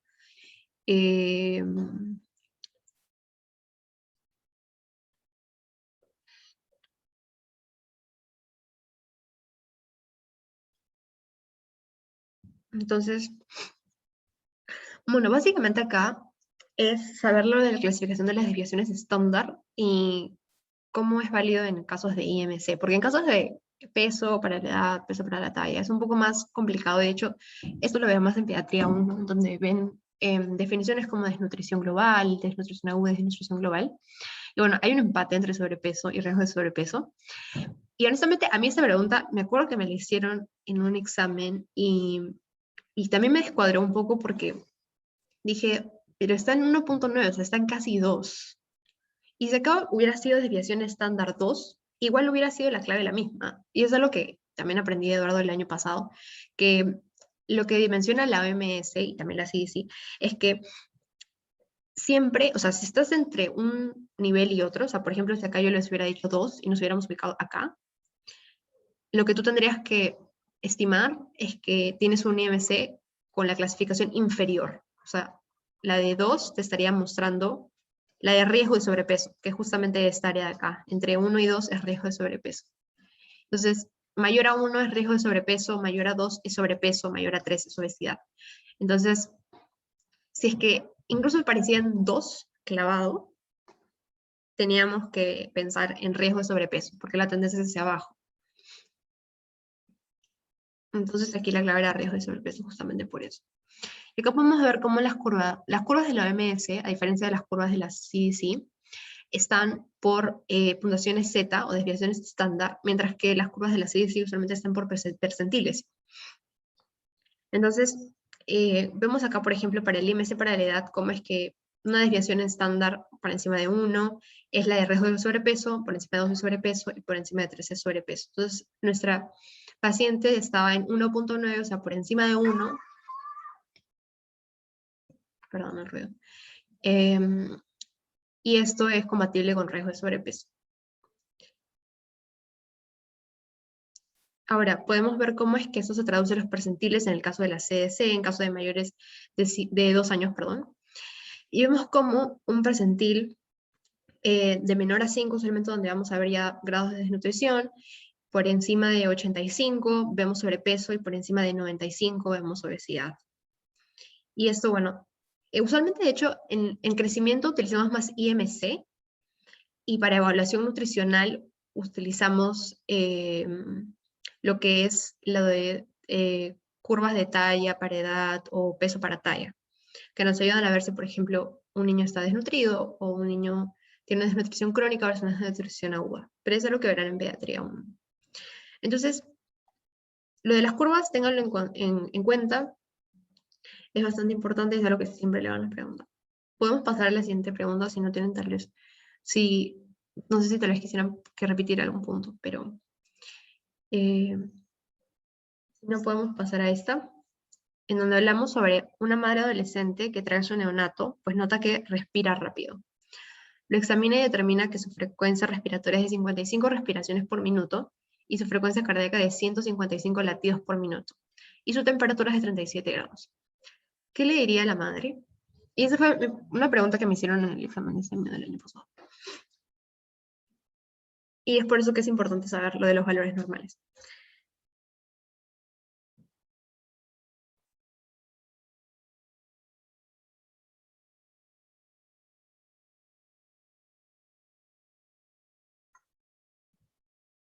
Entonces vemos que acá hay un poco de controversia. La mayoría se va porque los valores son normales, por ahí algunos se animan con que tiene taquicardia. Vi a alguien que también estaba pensando en un CPAP.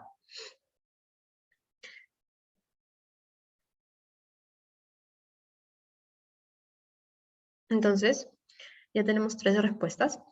Y aquí la mayoría acertó, porque los valores son normales. Y bueno, honestamente, bueno, claro, iba a decir que me extrañaba que no hubiera marcado la edad, pero ahora no tiene fiebre. Entonces, claro, aquí los valores son normales y es importante saber que cuando tienes un neonato, los valores son sumamente diferentes a los del adulto. Acá podemos ver en este gráfico, que se pasa, que los signos vitales al nacer y los primeros 3 meses de vida son sumamente altos a comparación de los valores normales, y bueno, tienden a disminuir con la edad. Entonces vemos cómo es que un neonato, de hecho, tiene usualmente lo que se utiliza es de 120 a 160 en frecuencia cardíaca, en cuanto a frecuencias respiratorias de 30 a 60. Entonces, en un adulto tú esperarías que tu frecuencia respiratoria sea de 12 a 20. Y en un neonato, más bien, triplicas eso. Entonces, es por eso que nuestro caso de aquí, en donde teníamos a un neonato que tenía una frecuencia respiratoria de 55, o sea, está en menos de 60, que es su límite superior, y además tiene una frecuencia cardíaca de 155, que está menos de 160, que también es tu límite superior, pues básicamente sus valores de signos vitales son normales. Y siempre acordarse que a partir de 38 es donde consideramos fiebre, independientemente del sitio de administración, de hecho. Que es algo tal vez que puedan decir, no, Valeria, ¿cómo puedes decir eso? Porque seguro en semio han llevado semio han llevado fiebre y tal. Pero de hecho, las diferencias no son tanto como dice los libros. 38 es, creo que el valor que deben acordarse. Entonces podemos pasar a la siguiente pregunta.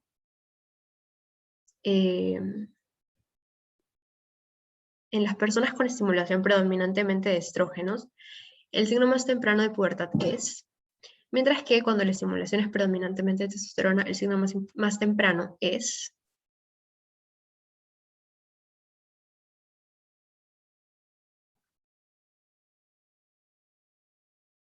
Y bueno, ya estamos acabando, así que no se preocupen. Ya es una de las últimas preguntas. ¿Ya? Entonces, veamos a cómo está respondiendo. Y vemos que acá la mayoría está marcando la C. Un par de personas han marcado la A, que es menarquia y crecimiento testicular. Okay, la menarquia, estas son definiciones que son importantes. ¿Qué es la menarquia? Básicamente la aparición del primer periodo menstrual. Bueno, primer sangrado menstrual.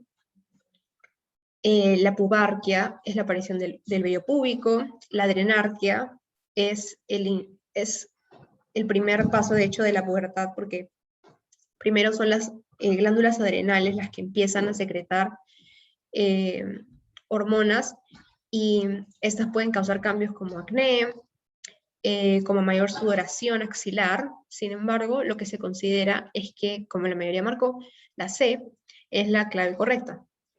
Para hacer la estimación en cuanto a los estadios de Tanner que veremos en un momento, se utiliza el crecimiento de pecho en el caso de las personas que tienen estimulación predominantemente de estrógenos, y en caso de personas que tienen estimulación predominante de testosterona, pues se utiliza el crecimiento testicular para estimar cuándo empezaron la pubertad. Entonces pasemos a la siguiente pregunta. Ahorita vamos a hablar sobre los estadios de Tanner, no se preocupen. Y ya para terminar. Niña de 9 años acude a consulta, pues su mamá se encuentra preocupada porque desde hace 2 meses ha notado una masa en su mama derecha.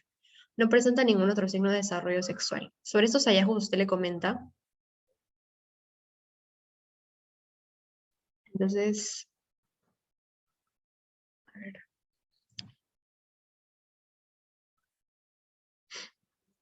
El diagnóstico más probable es pubertad precoz, pues se encuentra en Tanner 3.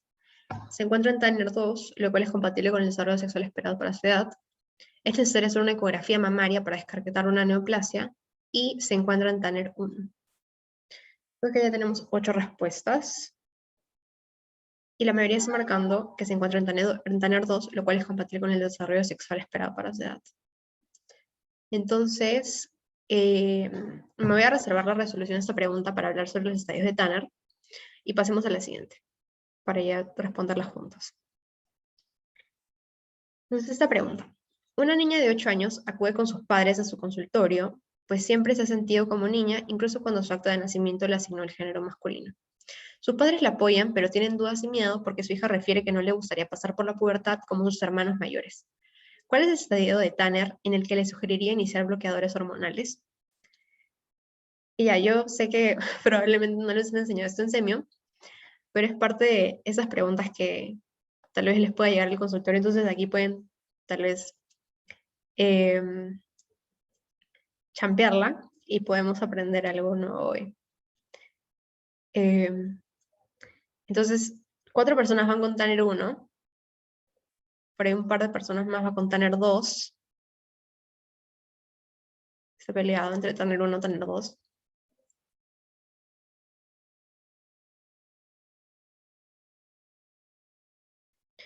Ok, entonces es un poco como empate. Entonces, respondamos estas preguntas en cuanto a los estadios de Tanner. Y hablemos ahora sobre el desarrollo sexual. Algo importante, y en general, justamente lo que les quería hablar sobre el trato de los pacientes pediátricos basado en consentimiento, es de que creo que la forma en la que nos lo enseñan, o no sé, al menos es mi percepción, es que los pacientes pediátricos, porque no tienen en muchos casos consentimiento legal en cuanto a su salud, pero eso no significa que debamos descartar el total consentimiento, especialmente durante la examinación. Porque si bien los estadios de Tanner son formas de, bueno, bastante estandarizadas de nosotros estimar cuándo es que inicia la pubertad de un paciente, no son las únicas herramientas que tenemos y es importante saber que tenemos otros recursos en caso nuestro paciente pediátrico no se sienta cómodo o cómoda mostrándonos sus mamas o sus genitales para nosotros realizar esa estimación de si tal vez tiene pubertad precoz o incluso un paciente transgénero como el último caso que vimos.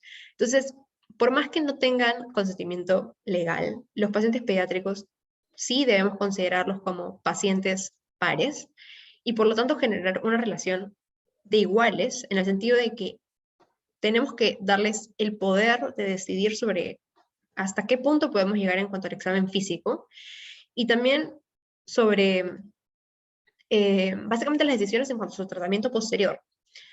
Entonces, para esto es que hablamos sobre los estadios de Tanner en cuanto al desarrollo sexual, pero no es la única forma, como mencioné, podemos utilizar mediciones séricas, sacarle una pequeña muestra de sangre si es que se siente más cómodo, podemos también utilizar para estimar el inicio de la pubertad las curvas de crecimiento, en donde si vemos por ahí un estirón a los 8 años o a los 9 años, podemos decir, ok, parece que está empezando la pubertad, y no tenemos que, tal vez, si es que el paciente todavía no se siente listo porque no tenemos una relación de confianza todavía, no tenemos que hacer lo que pase por un examen físico un tanto invasivo, una prueba de sangre si no se siente cómodo.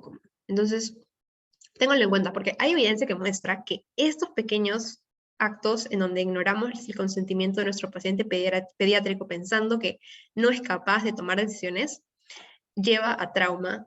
Entonces, no queremos que nuestro paciente se lleve traumas, por lo que hay que considerarlo en la toma de decisiones.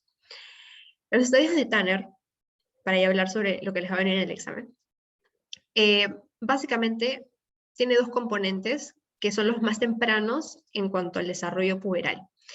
Para las personas que tienen fisiología de predominancia de testosterona, usualmente hombres, vamos a evaluar el crecimiento testicular, en la que vamos a tener un número mágico que es 4 mililitros o 2.5 centímetros, porque seguro les mencioné en semiología lo del orquidómetro, que es básicamente un estimador del volumen testicular en lo que podemos comparar para ver más o menos por dónde está. Pero si no tenemos esta herramienta, también podemos utilizar una regla simplemente, y un testículo mayor de 2.5 centímetros de longitud ya nos está indicando que estamos en Tanner 2, mayor de 2.5 centímetros, que es equivalente a 4 mililitros. Entonces, a partir de Tanner 2 es donde empieza la pubertad. En Tanner 1 estamos hablando del periodo prepuberal. Y a partir de Tanner 2 es donde ya iniciamos el desarrollo sexual. En cuanto a las personas que tienen fisiología de predominancia de estrógenos, lo que evaluaríamos es el crecimiento mamario. Entonces, a nivel de Tanner 2, lo que veríamos es la aparición del primer botón mamario. Y en el desarrollo sexual, vamos a ver la aparición de 2 botones mamarios, en la que en Tanner 4 aparecería el segundo botón mamario, es donde veríamos una protrusión de la areola. Entonces, básicamente, la areola, que es justamente la parte, lo voy a señalar con mi cursor, que es justamente esta parte de aquí, que está rodeando el pezón, va a protruir. Y ese es el segundo botón mamario. Esto nos indica el inicio del Tanner 4.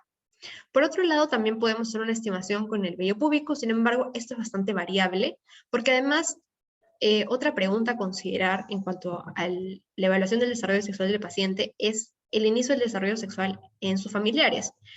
Y otros componentes que podrían modificar nuestra evaluación de factores como el vello púbico. Por ejemplo, si es una familia donde no tiene mucho vello púbico, tal vez podríamos no hacer una estimación adecuada, o si es que más bien es una familia que tiene bastante vello púbico, pues también podríamos hacer una estimación de un estadio mayor al que verdaderamente corresponde para la paciente o el paciente. Entonces, perdón, pero ya bueno. Otro punto importante es conocer en qué momento pasa la menarquia, porque habíamos visto que habían varios términos. Adrenarquia es cuando empiezan las glándulas suprarrenales a secretar hormonas. Pubarquia es cuando aparece el vello púbico. Telarquia es cuando aparece el botón mamario. Y también tenemos lo que es la menarquia, que es cuando aparece el primer sangrado menstrual. Y esto usualmente aparece entre M3 y M4. Y es también donde hay el mayor como pico de crecimiento en el caso de las mujeres, las personas que tienen fisiología de predominancia de estrógenos. Y también otro factor importante es que a nivel del desarrollo genital del pene, vamos a ver un mayor crecimiento del glande a nivel de Tanner 4. Entonces, a nivel de Tanner 4 es donde vamos a tener el crecimiento del glande. Esto es básicamente los estadios de Tanner. Entonces, la pregunta típica va a ser la que justamente les mencioné hace un momento, que es una niña de 9 años que menciona que hace 2 meses apareció una masa en su mama derecha. Ahora, esta simetría entre el crecimiento mamario es bastante común. Entonces, antes de pensar en algo como una neoplasia o una pubertad precoz, tenemos que pensar en que, incluso cuando eso es simétrico, puede ser normal. Una telarquia, o sea, una aparición del pecho, acorde a un desarrollo sexual esperado para su edad. ¿Es esperado para su edad? Esa es la pregunta, porque si es antes de los 8 años, en el caso de las niñas o en el caso de que la predominancia sea de estrógenos, antes de los 8 años estamos hablando de una pubertad precoz. Mientras que en los niños es antes de los 9 años. Entonces, esta niña tiene 9 años, por lo que no es antes de los 8, entonces no es pubertad precoz. Entonces es básicamente lo que esperaríamos en su edad. A partir de los 8 años para adelante, ya esperaríamos que pueda progresar a un Tanner 2 y que sea su desarrollo sexual esperado para la edad. Entonces acá no estaríamos hablando de pubertad precoz, incluso si es que acá la niña, por ejemplo, estuviera en Tanner 3, por ejemplo, que tal vez sus mamás hayan crecido más, sean más simétricas, y que también tenga desarrollo del vello púbico.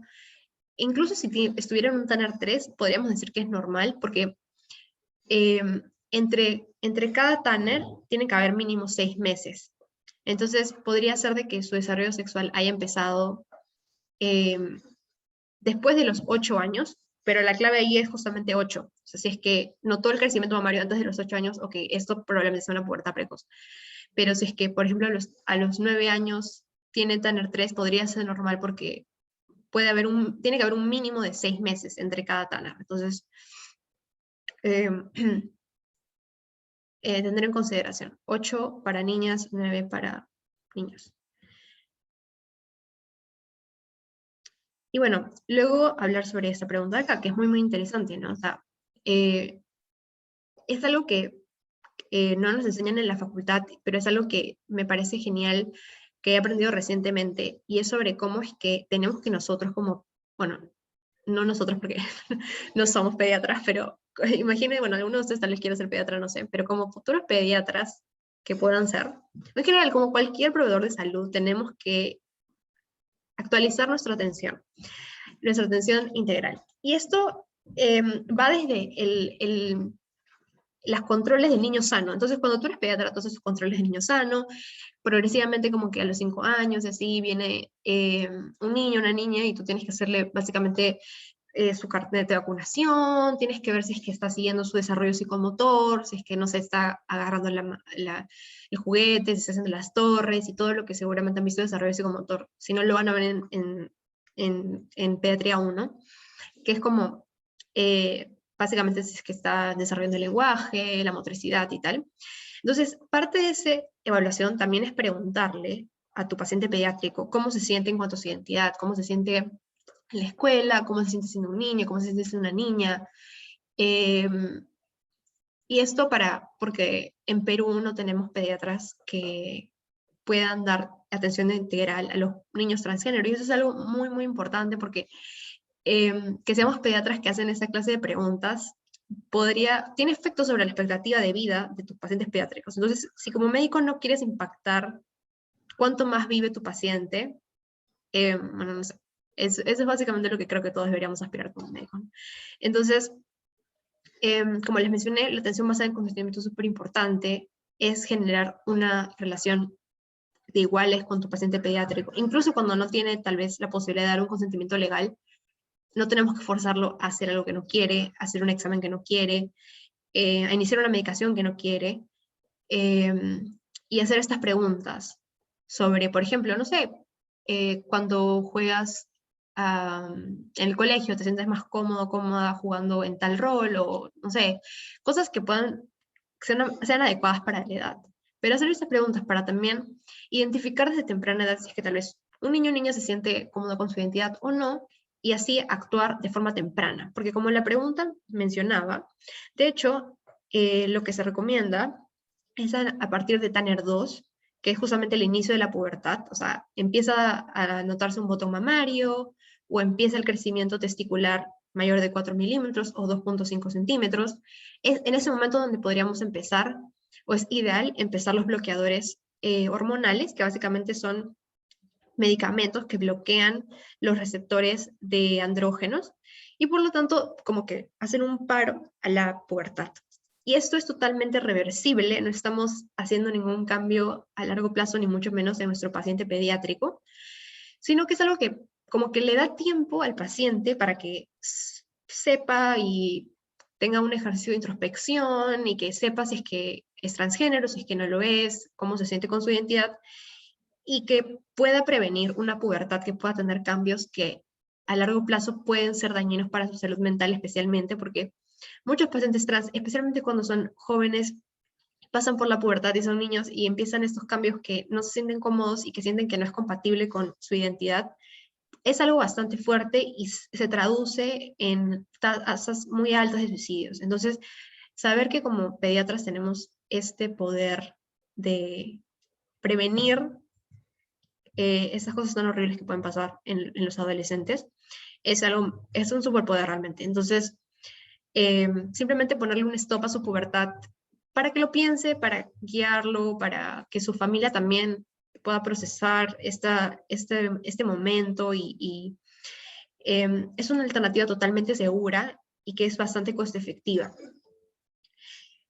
Entonces, ese es el punto clave que me gustaría que se lleven, aparte de todo lo que hemos hablado de pediatría, y es que la atención con enfoque de género salva vidas, tiene efecto sobre la calidad y la esperanza de vida de los pacientes, y que debe ser parte de la atención de cualquier pediatra, no solamente si vas a ser pediatra, sino también si vas a ser internista o lo que sea, y también no solamente si vas a ser un pediatra que va a haber temas de género, o sea, puedes no saber nada de terapia hormonal, pero lo que sí tienes que saber es que la identidad de género de tu paciente es algo que siempre debes estar evaluando para identificarlo y poder ayudarlo o ayudarla. Y finalmente también quería que se lleven de que si bien no todos tenemos que saber administrar o recetar terapia hormonal o bloqueadores hormonales, lo que sí tenemos que tener la seguridad al momento de guiar a los papás que vienen tal vez con un hijo o una hija que tiene estas preguntas, saber que los bloqueadores hormonales son muy seguros, sus efectos adversos son mínimos y más bien muestran de que tienen un efecto sobre la expectativa de vida y que, de hecho, o sea, los beneficios son muchísimo mayores que los riesgos, pero los riesgos igual no. Es algo que tienen que informar. Y por último, de que los bloqueadores hormonales usualmente se pueden utilizar hasta los 16 años, pero a los 16 años ya tener las conversaciones, en general desde mucho antes, ¿no? De que tal vez iniciar terapia hormonal o no. Y bueno, esto tal vez no lo tienen que saber ustedes, pero pueden referirlo a un especialista en caso, o sea, básicamente la idea es que tienen que guiar a su paciente, por más que no sepan cómo recetar estas cosas. Tienen que darle la seguridad de que es seguro y es normal que se sienta así. Entonces me preguntan por el chat, sobre la pregunta anterior, ¿en qué número de Tanner podríamos utilizar bloqueadores hormonales? Sí, es en Tanner 2. Esa es la respuesta, Tanner 2. A partir de Tanner 2 es que podemos utilizar bloqueadores hormonales, o es lo que se recomienda, ¿verdad? Porque igual los estudios son escasos en este tema, entonces las cosas podrían cambiar con el tiempo. Y a partir de los 16 años es donde ya podremos considerar tal vez iniciar terapia hormonal, pero esto es básicamente dependiente de cómo se sienta el paciente y cómo se sienta también la familia, si se sienten cómodos y también justamente porque a los 16 años como que ya todos empiezan a tener estos cambios hormonales, o bueno, la mayoría ya los ha pasado, entonces a veces que sigas teniendo un cuerpo prepuberal, no, tal vez el paciente no se sienta más cómodo con eso y lo que prefiera, pero definitivamente depende del paciente, es iniciar terapia hormonal. Entonces, bueno, ya para finalizar, estas son mis recomendaciones en cuanto a podcast. Seguro les han dado muchas recomendaciones en cuanto a libros y fácil no tengan tiempo de leer libros. Entonces, les puedo dar dos podcasts que son rápidos de escuchar y que son súper, súper buenos. The Cripsiders tiene un episodio sobre atención con enfoque de género en pacientes pediátricos y tiene episodios que son bastante, o sea, bueno, si los ponen en velocidad 1.5 son bastante rápidos y de temas, si les gusta la pediatría, de temas que son súper, súper comunes como otitis media, sinusitis, infecciones respiratorias altas, y son de personas que saben un montón sobre el tema. Y otro podcast también muy bueno es este de acá, que no son solamente pequeños adultos, que también es pediátrico y también es muy, muy bueno. Bueno, entonces eso era todo. Esas son en cuanto a mis referencias. Un libro que podrían utilizar también para pediatría, uno más que nada, es el Nelson, pero en general en semiología yo diría que se enfoquen en sus clases y un último tip es que probablemente les pregunten sobre los reflejos, los reflejos neonatales, como que reflejo de Moro y tal. Y un error que yo cometí en mi examen de semiología del año pasado fue tipo devorarme el Nelson y memorizarme lo que decía el Nelson, en cuanto a como que, por ejemplo, el reflejo de Moro y tal, como que desaparece a qué data, qué mes, pero luego me preguntaron el reflejo de Moro, ¿cuándo desaparece? Y era como que 4 meses, y en el Nelson decía 6 meses. Entonces yo marqué 6 meses porque dije, tengo mi referencia. Y al final lo consideraron solamente el de la clase, entonces mejor tomen como referencia sus clases, por si luego no les vale la clave como a mí. Y bueno, nada más. Eso era todo. No sé si tienen alguna pregunta. Igual les paso mis diapos y la grabación más tarde. Le voy a decir a Carlos. Tengo que pasarles lo de la encuesta, por favor. Eso no se olviden. Dios. A ver. Ay, no, se van todos. Pero ya, les voy a pasar por WhatsApp, pero también se los voy a pasar por acá. Un segundo, a ver, voy a abrirlo.